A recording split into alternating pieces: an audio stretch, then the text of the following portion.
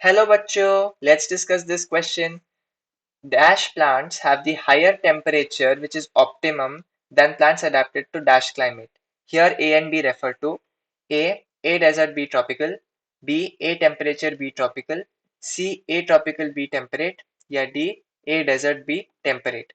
इस क्वेश्चन को सॉल्व करने का जो की कॉन्सेप्ट है वो है टेम्परेचर और फोटोसिंथेसिस के बीच में रिलेशन समझना।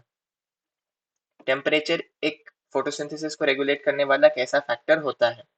तो यदि हम देखें तो आपकी एनसीईआरटी में इसको दो पार्ट्स में डिवाइड किया गया है। पहले में C3 और C4 प्लांट्स के बारे में कहा गया है। तो C3 प्लांट्स में क्या होता है, C3 प्लांट्स में आपका जो टेम्परेचर ऑप्टिमम है वो 10 से लेके 25 डिग्री तक होता है।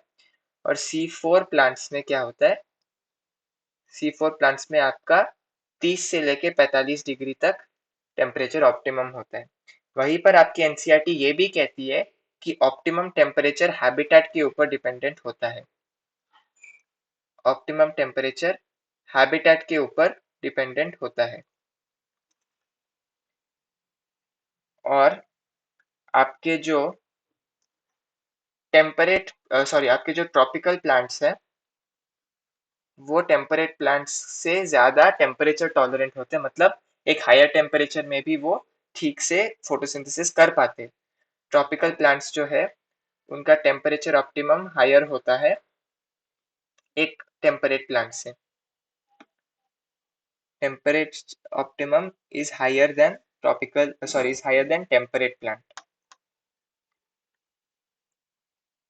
तो ये हो गया हमारे ब्लैंक्स का आंसर। तो यदि हम देखें तो जो ए है वो होना चाहिए आपका ट्रॉपिकल प्लांट और जो बी है वो होना चाहिए टेम्परेट प्लांट, क्योंकि ट्रॉपिकल प्लांट का हायर टेम्परेचर ऑप्टिमम है एक टेम्परेट प्लांट से। तो चलिए हम ढूंढते हैं ऑप्शन।